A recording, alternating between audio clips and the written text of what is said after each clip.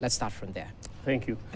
You see, a public officer is defined in the Public Officer Ethics Act, which has been passed by Parliament. It's an act, it's a law in the country. And I don't think there can be arguments about the definition of who is a public officer.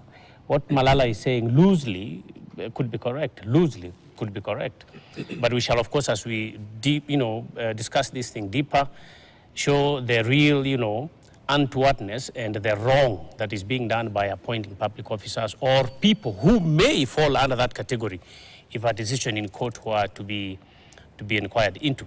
So public officers are these people who, loosely again, are these people who actually are in public office, loosely put.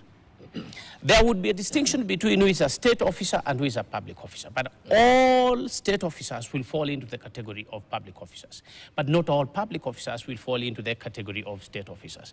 Okay. I mean, if you talk about ministers, members of parliament, MCAs, they would fall into state officers. But when you talk about people who hold public office, that is to mean whether you are working in the civil service or you are overseeing institutions and the corporate bodies that fall under the state, then you are a public officer. I mean, you have seen a lot of people calling themselves public figures, but that is in social media. Okay. But the law, defines a public officer to be a person who is working in a public office. So the better question would be, what is a public office? And you know very well that any institution in this country that is serving the public is definitely a public officer. I don't want to speak ahead of my time in terms of is a board chairman of a parastatal a public officer. Of course, the answer is yes.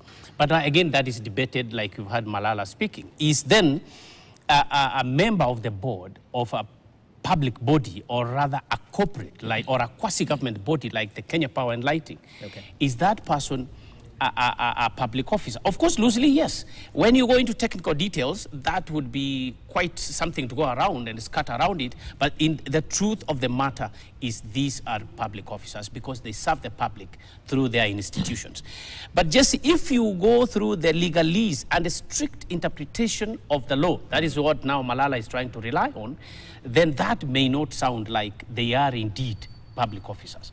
Now, the question, I mean, I wish it came now, but I know it will come, after this, is what is the major concern of leadership and integrity in terms of conflict of interest? And that is where I think we should look at our country and determine whether these people who may be leading quasi-government institutions, should they be allowed? Even, okay, now, don't talk about the law.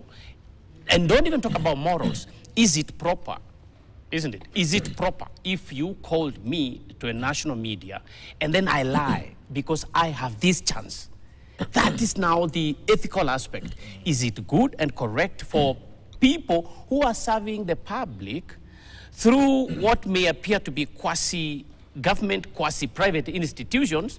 Is it proper if they are also now given mandate to single-handedly support a political party or participate in the politics of a political party? There is literature on this, by the way, but I think it suffices me to say that public officers are people like Joy Mudivo, my good learned friend, and Mr. Mwaura, the chairperson of the KRA. Those are public officers, if you ask me. So, of course, we'll go to Malibe now, because Wakili has given his stake. What informed such a decision?